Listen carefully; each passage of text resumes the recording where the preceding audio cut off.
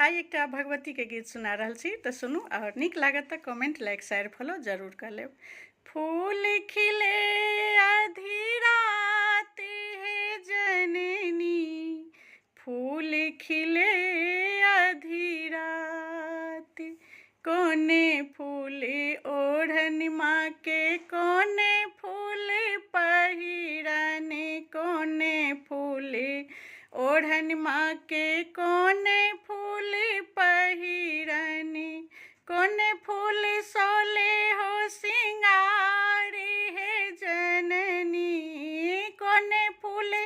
सोले हो सिंगार है जननी, फूल खिले आधी रात, फूल खिले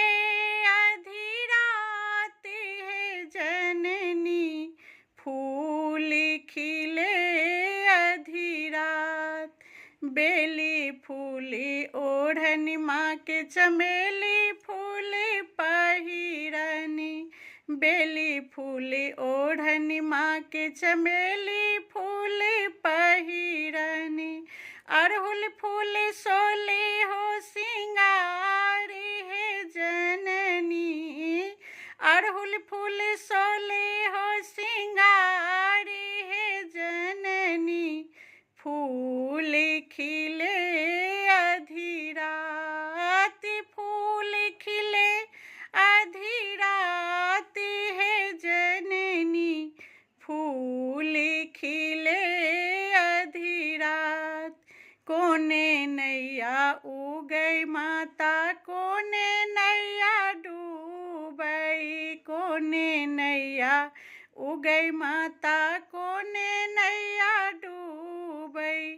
कोने नैया उतरब पार है जननी,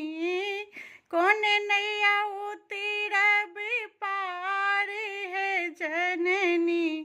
फूल खिले आधी रात, फूल खिले आधी रात है जननी, फूल खिले